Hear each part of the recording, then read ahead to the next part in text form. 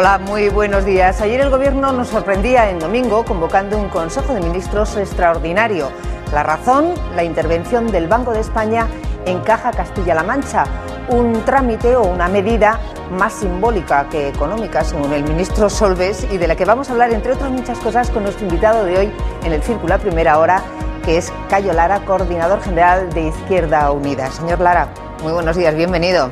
Buenos días y bien halladas y bien hallado. Salomé García, ¿qué tal? Buenos días. Antonio Martín Bomón, muy buenos días. Señor Lara, una medida más simbólica que económica, según el señor Solbes, una especie de puro trámite con el que yo no sé si usted está muy de acuerdo o no, la intervención de Caja Castilla-La Mancha por el Banco de España. Solbes es que dice muchas cosas últimamente que parece que no tienen mucho hilo, ¿no? Porque decía no hace mucho tiempo que no había que decidirle a los bancos cómo tenían que gestionar los recursos de los ciudadanos, porque ya ellos lo gestionaban bien, ahí está la hemeroteca. Entonces ahora sigue quitándole hierro a cosas que tienen importancia. No es cualquier cosa lo que ha pasado, estamos hablando de una nacionalización, estamos hablando de la intervención pública del Banco de España en una entidad que además no ha sido posible que haga un acuerdo con otra entidad, con Unicaja en este caso, porque parece que el agujero que puede tener es lo suficientemente importante como para que haya tenido que intervenir directamente el Banco de España. Por tanto, es gravísima la situación y en ese sentido, bueno, hay algún precedente en nuestro país de hace ya algunos años, pero en nuestro tiempo reciente es la primera vez que se interviene desde el Banco de España la Caja de Castilla-La Mancha. ¿Cree que usted que es el principio de todo un proceso que va a afectar a más cajas o a más bancos o más entidades bancarias en los próximos meses? Sí, y además lo insinuó Solbes, dijo que bueno, que podían pasar más cosas, ¿no? Entonces hay un refrán que dice que cuando las barbas del vecino veas cortar, pon las tuyas a remojar. Yo creo que algunas tendrá que haber más, porque las cajas, y en concreto esta, que la conozco tan bien por mi propia actividad, pues es que... Bueno, hay que recordar que usted es castellano-manchego, que ha sido alcalde de Argamasilla de Alba, que es el pueblo donde usted vive, que por lo tanto conoce perfectamente no solamente la comunidad, sino también, supongo, el problema que está teniendo Caja. Sí, la Caja, como la inmensa mayoría de los bancos en los últimos años, lo que ha hecho es invertir en un sector que no era de la economía productiva, sino un sector de la especulación inmobiliaria, y el 63% de los activos de la Caja se pueden haber invertido en el sector inmobiliario. Esa es la razón de fondo. Se ha dado dinero con pocos avales o con muy escasos avales a muchas empresas de Castilla-La Mancha, a empresas que han surgido, algunas como setas en los últimos años, algunas empresas incluso que pueden estar ligadas perfectamente con el señor Roca, el que creo que está en la cárcel en este momento, y no había avales suficientes. Y ahora lo que ocurre es que esos recursos no aparecen y se está hablando de una cifra importante. Se habla de 1.000 millones de euros en principio, que creo que era la cifra que pedía Unicaja a fondo perdido, y se habla de hasta otros 2.000 millones, 1.000 millones de euros decía al principio, corrijo, y hasta otros 2.000 millones de euros que pedían como avales. No obstante, parece que el Banco de España, ayer en el acuerdo del Consejo de Ministros, lo que deposita o pone a disposición del aval de la Caja de Castilla-La Mancha son 9.000 millones de euros, teniendo en cuenta que esta entidad tiene aproximadamente 17.000 millones en depósitos, en créditos, concedidos, pues estamos hablando de una cifra que se mueve, incluso supera el 50% de ese aval que plantea el Gobierno. Señor Lara, usted es el coordinador de Izquierda Unida y miembro del Partido Comunista, por lo tanto, evidentemente está a favor de las nacionalizaciones de los bancos, me imagino, en su programa. Pero claro, usted mismo dice, esto se ha llegado aquí precisamente porque unas cajas de ahorros que están en manos de los políticos han actuado con amiguismo y clientelismo. ¿No le parece que esto, si caminamos por esta senda, es peligroso? Están en manos de determinados políticos. La Caja de Castilla-La Mancha está en manos del Partido Socialista y también en manos del Partido Popular, en el sentido de que formaban parte del Consejo de Administración y de los consejos que tiene la Caja, ¿no? Aunque hayan hecho una dimisión ahora en el mes de febrero unos cuantos miembros del Partido Popular. Pero hay una corresponsabilidad en el no control de esa gestión de la Caja, porque aquí se nos ha estado diciendo hasta hace 4 días que no había ningún tipo de problemas. Aquí hay gente que ha mentido. Aquí tiene que haber dimisiones políticas, aquí tiene que haber investigación profunda, hay responsabilidades y la Fiscalía tiene que intervenir sin ninguna duda en ver qué es lo que ha pasado, porque se ha estado además engañando a la opinión pública. Y aquí estamos hablando del dinero de los ciudadanos y ciudadanas. Lo que se ha hecho realmente es una nacionalización. Lo que asistía es la intervención del Banco de España, ha puesto 3 administradores y ha cesado a todo el Consejo de Gestión de Administración de la Caja.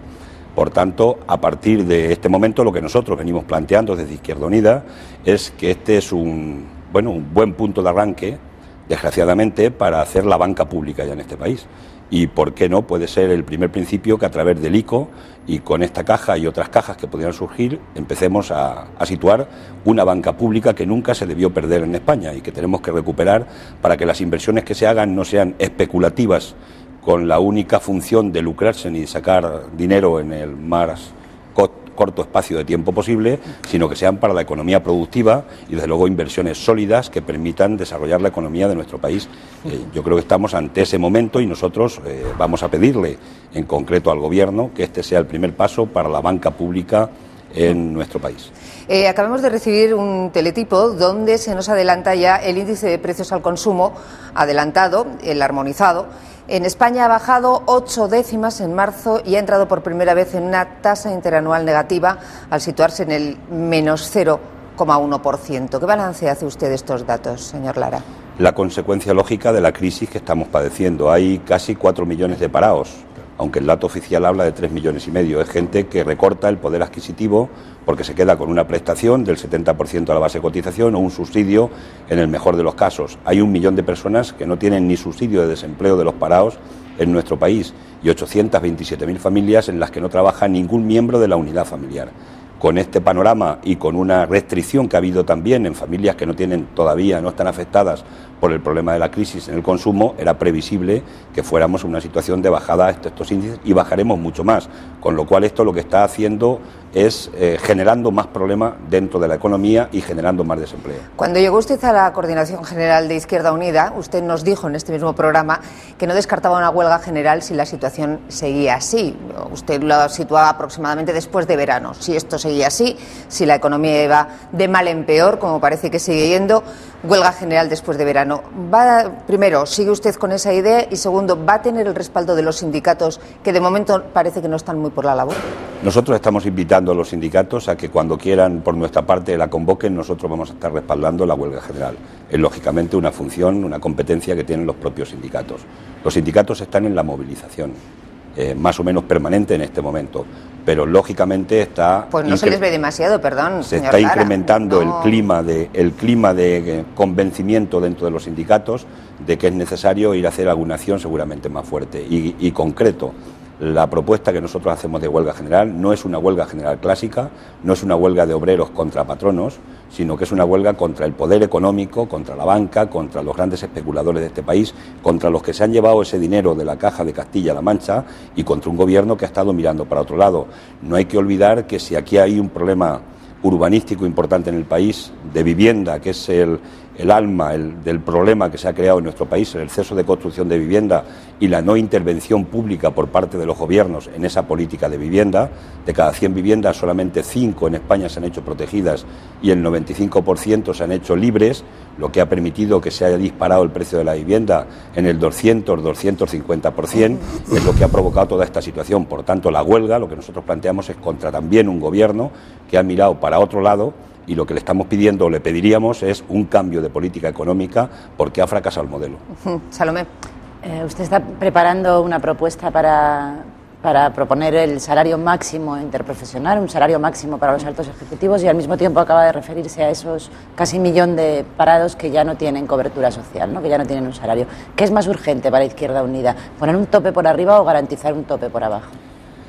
Dos cosas. Lo primero, más urgente para nosotros, es que ese 1 millón de personas en sus casas haya una renta básica para que no haya desintegración social. Y estamos proponiendo que con 5.000 millones de euros se dé cobertura para que la pobreza no se agudice en esos hogares en nuestro país. Y luego, tenemos el salario mínimo interprofesional. Por cierto, el Gobierno solo lo ha subido un 4% en este año, están 624 euros, que lo debería haber subido un 8% para cumplir con su programa electoral de llevar el salario mínimo interprofesional a 800 euros en este periodo legislativo. No lo ha hecho, pero bueno, es un atentado más contra los intereses de los más débiles. Ahora, si en época de crisis se puede hacer, pero señor Lara. Por contestar a la pregunta, si tenemos un salario mínimo interprofesional que determinan que una persona puede vivir con 624 euros, pues ¿por qué no tenemos un salario máximo interprofesional en un país donde los ejecutivos del IBEX, los grandes directivos del IBEX tienen un salario 66 veces superior al salario de un milurista, que hay 11 millones de personas miluristas en nuestro país? ¿Por qué no hay un salario máximo para esos banqueros que cobran entre 3 y 6 millones de euros anuales por ese buen servicio que le están prestando al país, por cierto, ¿no? Pongamos un salario máximo interprofesional y quien no le quiera cumplir, pues ahí está el modelo Obama, que les impone a los ejecutivos de AIG el 90% de impuesto para que lleven a la Hacienda de Estados Unidos una cantidad de dinero que se han llevado a lo ganso, y además por hacer una gestión tan negativa que le ha costado al erario público de Estados Unidos 187.000 millones de dólares. Por recuperar la pregunta, ¿eso es factible en época de crisis? ¿Es factible hacer? Es más factible en época de crisis, porque en época de crisis lo que es un escándalo para los trabajadores y las trabajadoras y la gente que no llega a final de mes es estar viendo cómo la gente se pavonea con salarios que son impresentables, no ya en tiempo de crisis, en tiempo de normalidad en un país. No es posible que haya estas diferencias. Un hombre o una mujer no puede trabajar 66 veces más que otro hombre o otra mujer, eso es imposible. Desde la Unión General de Trabajadores hacen otra propuesta, por cierto.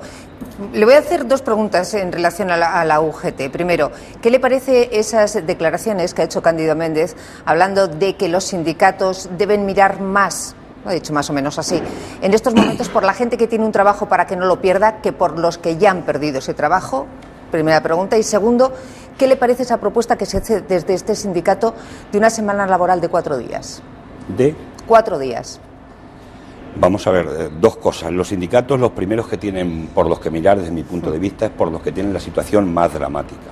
Y la situación más dramática es la gente que no trabaja, porque además eso también es dramático para un país, porque si no hay cotizaciones a la seguridad social, no lo digo ahora ni quiero crear alarma, porque no hay que crearla, porque no existe, pero se pueden poner en peligro a medio o largo plazo las pensiones en nuestro país. Por tanto, un país que se va incrementando la tasa de desempleo es un país que camina en la mala dirección. En segundo lugar, los sindicatos tienen que garantizar los derechos adquiridos de los trabajadores que los han conquistado a lo largo de muchos años, y me refiero al conjunto de trabajadores que en este momento tienen el trabajo, ya no sé si fijo, porque no sé si aquí en este país se puede hablar en este momento de tener ya seguro el trabajo. Aquí está perdiendo el trabajo mucha gente que no pensaba que lo iba a perder en la vida, ¿no? Incluso del sector de la comunicación hay casos sobrados en nuestro país. Y luego, finalmente, lo que nosotros venimos proponiendo es que si realmente estamos produciendo tanto en el mundo, hay una capacidad de hiperproducción. Curioso y paradójicamente, cuando 1.000 millones de personas pasan hambre en el mundo, si el sistema no ha funcionado, lo que estamos diciendo, reduzcamos la jornada laboral y apliquemos las 35 horas. Por tanto, eso está en plena sintonía con la propuesta que está haciendo en este momento la UGT, que si es así exactamente, bienvenida sea. Señor Lara, usted habla de los sindicatos y habla de que hay que hacer una huelga general probablemente contra el gran capital, pero ¿qué opina de unos sindicatos que perciben de los presupuestos generales del Estado 15 millones de euros cada año, solo entre comisiones obreras y UGT, y que además de cada ERE que se firma, es decir, de cada parado más, se llevan una cantidad para financiarse ellos mismos? Y enlazando con esto, porque usted dice de una huelga general de esos sindicatos contra el gran capital, hombre, lo que ha pasado en Castilla-La Mancha no es que haya sido el gran capital quien ha tenido las manos en Caja de Castilla-La Mancha, porque usted lo sabe perfectamente, es la izquierda del Partido Socialista quien lleva gobernando 25 años en Castilla-La Mancha y quien ha manejado la Caja Castilla-La Mancha todos estos años.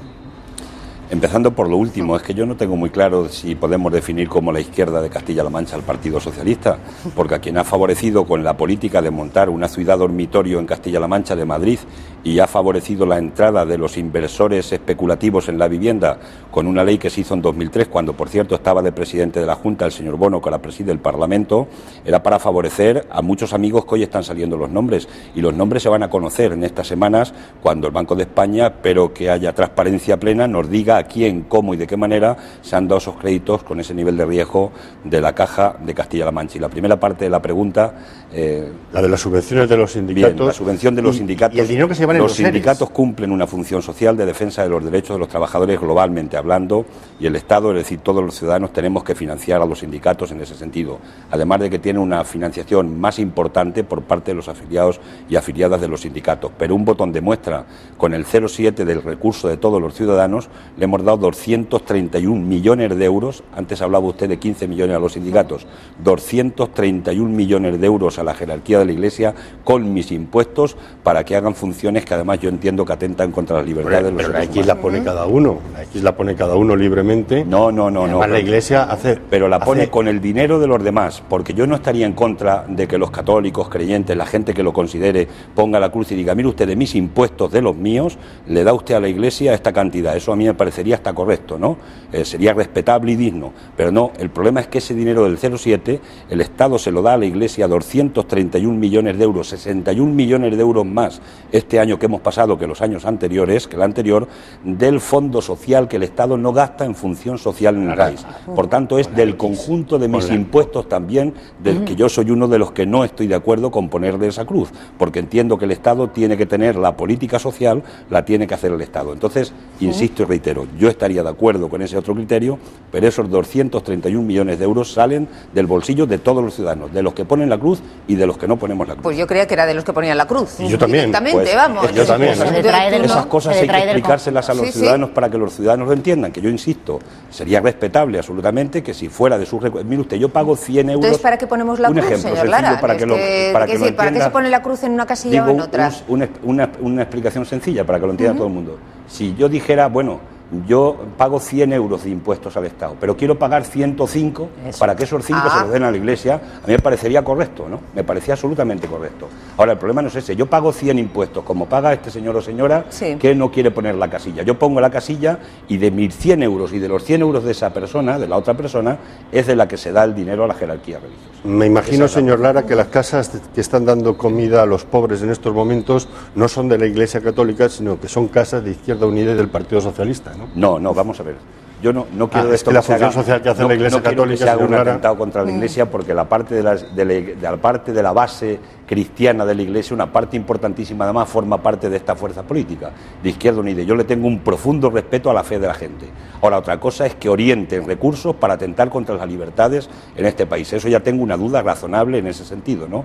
Y en ese campo yo hago una diferenciación clarísima entre lo que es la Iglesia de la fe de la base cristiana que hay en este país y que, insisto, mucha comulga con las ideas de Izquierda Unida, y lo que es la jerarquía religiosa, que creo que van por otro sitio totalmente diferente. Van muy alejados de lo que es el pensamiento de una parte importante. El dinero que se está dando de los presupuestos, señor Lara, fundamentalmente va a la función social que está haciendo la Iglesia. Es decir, hay comedores abarrotados, Cáritas, hay hospitales, Cáritas, etcétera, y resulta que son los únicos que se están ocupando del si pobre dedican una en este cantidad momento de crisis. importante de recursos, sin negar esa parte, 1.900.000 euros de esos 231, 1.900.000 euros es lo que ha dedicado este año de incremento por la vía de las empresas de Cáritas en concreto para ese asunto, que es una acción loable, yo no la discuto, pero a ver si ponen también una cantidad de dinero para llevar preservativos al tercer mundo y que no se muera la gente de SIDA. Eso sería una buena función social, seguramente que podían organizar, pero no soy yo quien le tengo que dar consejos a la jerarquía religiosa, que eso lo manejan seguro mucho mejor que nosotros. Yo quería aprovechar esta mención a la Iglesia un poco para recordar las dos manifestaciones que hubo ayer en Madrid, ¿no? Hubo una contra la nueva ley del aborto, bueno, en realidad parecía más contra la vigente ley del aborto, porque era un no al aborto, que reunió a unas 25.000 personas en Madrid. Y había otra contra la cesión a la Iglesia de unos terrenos, la Cornisa de Madrid, que reunió aproximadamente 6.000 o 7.000 personas. Mi pregunta es, ¿la izquierda está perdiendo la capacidad de tomar la calle? ¿Es la derecha la que ahora consigue llevar más gente a la calle contra las medidas? Un momento, del gobierno? Salomé, ayer en la manifestación en contra de la reforma del aborto había gente de izquierdas también, hay que decirlo, que no era una manifestación convocada por ningún partido. No, pero sí por organizaciones más bien de derechas. Se suele identificar en ese sentido, ¿no? Yo creo que lo que hay es una relajación. Cuando gobierna el Partido Socialista se produce una especie de relajación ciudadana en cuanto alguna gente piensa, como gobiernan los nuestros en la izquierda, nos relajamos. Y creo que la gente se ocupa poco de la calle y de la movilización. Se relaja en ese sentido. En eso sí estoy de acuerdo en ese planteamiento. Pero en cuanto a la otra parte, a la parte del contenido, pues hombre, con esos 231 millones que decía antes, una parte se habrá hecho esa campaña. Han hecho una campaña publicitaria, además con un cartel que dice dos cosas que no son verdad. Ni el lince que se pone ahí es ibérico, ni el niño que hay ahí es un feto, ¿no? Pero bueno, yo respeto profundamente su opinión. Yo soy una persona que creo en la libertad de la mujer a efectos de decidir con su cuerpo lo que considera, de su libertad de decisión, y yo respeto profundamente la opinión que puedan tener los demás. Nosotros no le queremos imponer a nadie nuestro criterio, los que tenemos una línea de pensamiento, pero otros sí nos quieren imponer a los demás su forma de pensamiento, su forma de vida y su forma de incluso de incidir en la sociedad política de este país. Yo no se la quiero imponer a nadie. Queremos que nos dejen con nuestra propia libertad los que entendemos o tenemos un pensamiento desde este punto de vista también de respeto a la vida, como no puede ser de otra manera. El punto más polémico de esa reforma de la ley, y con esto vamos a zanjar el tema porque hay otras muchas cosas de las que hablar, es ese que se supone que permite a las niñas a partir de 16 años a tomar decisiones en este sentido, a tomar la decisión de abortar sin el permiso de los padres. Yo no sé si ustedes están de acuerdo con ese punto o habría que revisarlo. Creo que este tema es menos político desde el punto de vista de que hay más, diríamos, opiniones diversas por lo que yo he sondeado en las organizaciones políticas, ¿no?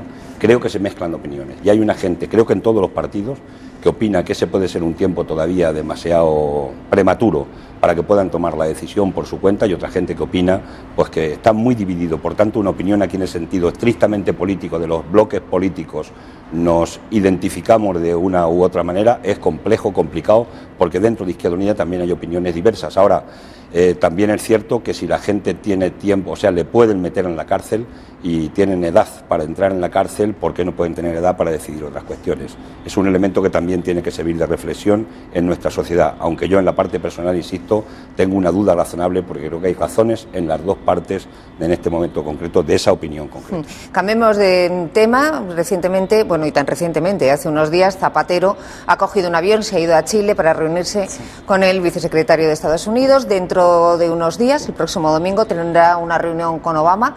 ¿Usted ve positivo este nuevo acercamiento a Estados Unidos después de una legislatura, la pasada, en la que, en fin, las relaciones no han sido precisamente, vamos, de partirse un piñón entre unos y otros? Que las pasadas nos lo ha puesto complicado para tener buenas relaciones el señor Bush, un señor que ha invadido un país como Irak, donde hay algún millón que otro de muertos, donde se ha dejado un país destruido basado sobre una gran mentira, que eran las armas de destrucción masiva, y basado sobre todo en el interés real, era el interés económico, militar y estratégico de los Estados Unidos en Irak, que a nosotros nos embarcaron y que por fortuna este país decidió, yo creo que con mucha salud mental, que nosotros no deberíamos estar en aquella masacre que se ha hecho en Irak. Pues hombre, esto no ayudaba mucho a que fuéramos amigos, ¿no? Pero a Obama tampoco vale que vayamos a ponerle una vela que Obama va a venir a resolver los problemas que tenemos en España, que parece que el señor Zapatero, con esto de ver a Obama, ya tenemos resueltos los problemas de nuestro país. Y aquí tenemos una crisis específica que no es solo la crisis internacional financiera, sino nuestra propia crisis de un modelo de desarrollo basado en el ladrillo y de un modelo de desarrollo que no ha solidificado su posición económica en torno al desarrollo de un sector industrial fuerte y de un sector de servicios importante. Y consiguientemente eso no se resuelve por muchas velas que se le pongan a San Obama, he dicho yo en algún momento determinado, y que conste que la posición de Obama me parece no ya respetable, me parece una posición digna y además positiva y progresista con lo que le estamos viendo en este momento. El tiempo lo dirá, pero el señor Rodríguez Zapatero, insisto, no puede esconder los problemas que tiene este país de un modelo de desarrollo determinado, donde tiene la responsabilidad justa de 5 años de gobierno, pero que también tiene el Partido Popular en los 8 años de gobierno anteriores, porque han sido los 15 años del llamado crecimiento económico de este país que hoy nos ha llevado a la situación que tenemos de desastre. Antonio, y luego Salomé. Primero Antonio y luego Salomé. Los problemas, señor Lara. Usted habla de los problemas que tenemos y evidentemente aquí hay una crisis que nos está afectando y que no parece que se estén dando todas las medidas. Es decir, nos encontramos con que el plan este que han puesto para los ayuntamientos, para revitalizar los ayuntamientos, el Gobierno ha dado 8.000 millones de euros y solo en el agujero que ha creado el Gobierno socialista en Caja Castilla-La Mancha va a tener que poner 9.000 millones de euros. El Gobierno ha dado 250.000 millones de euros a la gran banca española para que los créditos llegasen a las pequeñas y medianas empresas y a las familias, y los créditos no están llegando a las pequeñas y medianas empresas que están cerrando por falta de liquidez y menos aún a las familias. ¿Qué piensa un hombre de izquierdas de ver que un gobierno socialista de izquierdas está haciendo esta política? Yo insisto mucho en esa apreciación, gobierno socialista y de izquierda. Yo tengo una duda razonable de que en política económica este sea un gobierno de izquierdas, ¿eh? Para decirlo, a mí me parece que está situado en una posición neoliberal, como podía estar perfectamente un partido conservador de Europa. Por matizar o precisar, ¿no? El gobierno ha puesto 50.000 millones de euros, y quiero decir una cosa. Nosotros hemos sido pioneros en este país, lo que pasa es que nuestros mensajes se quedan cortos porque tenemos pocos mensajeros, pero fuimos los primeros que dijimos en este país que había que poner 50.000 millones de euros para la pequeña y mediana empresa y para las familias, para que se resolviera un problema de liquidez importante que había en España, porque las empresas, mucha pequeña empresa y mediana empresa, estaban despidiendo a gente también porque tenían un problema de liquidez y no podían pagar las nóminas. Y fuimos pioneros en Izquierda Unida, lo que pasa es que eso no tuvimos titulares en medios de comunicación en ese sentido. Después el gobierno sale con los 50.000 millones de euros para comprar activos a la banca, y la banca es cuando venía esa frase que dijo el señor Solbes: no hay que decirle a los bancos cómo tienen que gestionar, cuando algunos dijimos que ese dinero, si lo damos del bolsillo de todos los ciudadanos, que se controle a través del Estado. Es el Estado el que tiene que decidir dónde va, y que hubiera ido a las pymes, a las familias, a los autónomos y a la gente que está con dificultades serias en este país.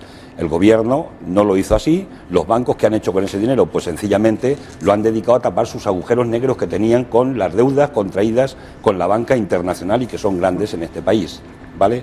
Y luego los otros 200.000 millones de euros más es una línea de avales que el gobierno ha puesto también para avalar la situación de la banca. Por tanto, consiguientemente y concretando finalmente a la pregunta, el gobierno se ha puesto de rodillas ante los banqueros para favorecer los intereses de los banqueros en este país, en lugar de ponerse al servicio de la pequeña y mediana empresa, de los trabajadores y de la crisis que realmente tiene este país. Esa es la opinión que tenemos en este momento en Izquierda Unida y que coincide perfectamente con su apreciación. ¿Hay otra cuestión más? O Salomé, ¿te quedaba alguna pregunta sobre esta materia? Pregunta. Una cuestión sobre el ladrillo. Parece ser que está en el origen de todos nuestros problemas, ¿no? La especulación inmobiliaria, la inversión exagerada en ladrillo por parte de cajas como Castilla-La Mancha, que luego las llevan a una precariedad que obliga a su intervención. Sin embargo, parece que la construcción es el único elemento que genera empleo de manera rápida. El plan de 8.000 millones del Gobierno para los ayuntamientos va en ese sentido, de iniciar obras.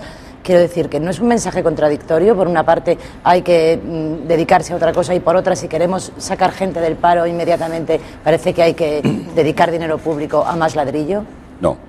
Dos cosas, por dar una opinión también sobre los 8.000 millones. Eso es una medida paliativa a los ayuntamientos, que además se ha hecho de forma improvisada. Esta medida se pone en marcha en el mes de noviembre, ya estaban aprobados los presupuestos generales del Estado, ya estaban vistos para sentencia para que se aprobaran, y es una medida paliativa que solo ha resuelto el problema de los 198.800 parados que tuvimos en el mes de enero. Es decir, paliará ese problema a lo largo del año, pero los demás parados de a lo largo de todo el resto del ejercicio, los 154.000 de febrero, los más de 100.000 que vamos a tener en marzo, eso no lo ha resuelto ese problema, pero es una medida paliativa que no resuelve el fondo. Y ha dado cobertura a algunas empresas para que no despidan a algunos de los trabajadores que tienen, porque de aquí no se sacan los trabajadores del desempleo. Y la segunda cuestión, el ladrillo.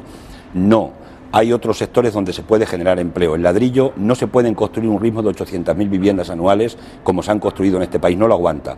Hoy hay 1 millón de viviendas sin vender en España, que nosotros hemos hecho una propuesta y hemos dicho que el Gobierno haga una oferta a los bancos y a los promotores, una oferta a precio de coste de la vivienda, para que se las quede el Estado y las dé a los jóvenes y a las familias a un precio alquiler, con una opción a compra, en su caso, el que lo quiera así de esa manera, ¿no? Eso, pero hay nichos de empleo que no es la construcción. La construcción no aguanta más ritmo que el que puede demandar un país que está pues con 45 millones de habitantes, como estamos en este momento, y con 4 millones de viviendas vacías que hay en España. Ahora, ¿qué otros sectores hay? Pues la ley de dependencia, por ejemplo, 300.000 empleos, dice la ley, el libro blanco de la ley de dependencia, que se podían crear en España, y sin embargo es un fiasco, no se está cumpliendo con la ley de dependencia. Todas las medidas hay sectores en escuelas generan un déficit tremendo. ¿De dónde se va a sacar el dinero para todo eso? Ley de dependencia, el salario mínimo. Pues es muy sencillo, del bolsillo de los ricos, no es tan complicado, porque son los que se han llevado el dinero en estos 15 años de bonanza. Aquí ha habido reformas fiscales regresivas en este país, tanto por los gobiernos del Partido Popular como del Partido Socialista. Hombre, el último caso más escandaloso es la supresión del impuesto de patrimonio, que se le ha regalado a los ricos, al 1,1% de las mayores fortunas de este país, 1.800 millones de euros, que es más dinero que el que se dedica a la ley de dependencia, que este año se dedican solo 1.600 millones de euros. hay nichos de empleo, guarderías, escuelas infantiles. Eso sí concilia la vida laboral y familiar. ¿Por qué no buscamos ahí? Estamos a 7 puntos por debajo de la media de la Unión Europea en materia de bienestar social en nuestro país. Hay un nicho impresionante en el sector servicios de empleo de calidad que se puede generar. Sí es posible hacerlo y hay recursos para hacerlo, y los que se han llevado el dinero a los paraísos fiscales hay que perseguirlos, hay que ponerlos delante de la justicia si han cometido ilegalidades, pero sobre todo tienen que cumplir con la responsabilidad social de ingresar los recursos en este Estado, que además lo dice el artículo 128 de la Constitución española, para que el dinero de la riqueza que generamos los ciudadanos se destine a la función social, una parte importante en nuestro país, y esperemos además que algún día se acabe definitivamente con los paraísos fiscales que tenemos en el mundo, esos 44 paraísos fiscales. Tenemos muy poquito tiempo por delante, señor Lara, y hay dos cuestiones que quiero tratar con usted, pero tiene que ser de manera muy breve. Por un lado, todo el mundo parece que está muy contento con ese pacto al que ha llegado el Partido Socialista de Euskadi con el Partido Popular en el País Vasco. Bueno, todo el mundo menos el Partido Nacionalista Vasco y ustedes, que no les gusta. Dígame usted qué otro pacto propondría. Yo ya lo he calificado, es un pacto antinatura. Yo he dicho que no se comen el turrón de Navidad, porque ¿cómo es posible que haya un pacto en Euskadi entre el Partido Popular y el Partido Socialista cuando el Partido Popular está intentando derrocar al gobierno aquí en la carrera de San Jerónimo cada día?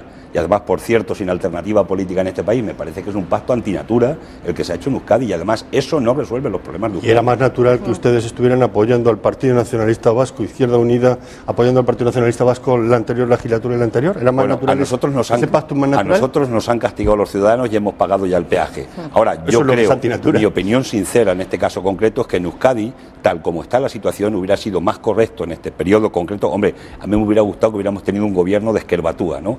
Pero ya que eso no es posible porque los ciudadanos no quieren, yo hubiera apostado por un gobierno PNV, Partido Socialista, probablemente también con Aralat, incluso con Esquerbatúa si lo hubieran considerado. Un gobierno que hubiera acabado con el frentismo, que es con lo que hay que acabar en el País Vasco de una manera rotunda.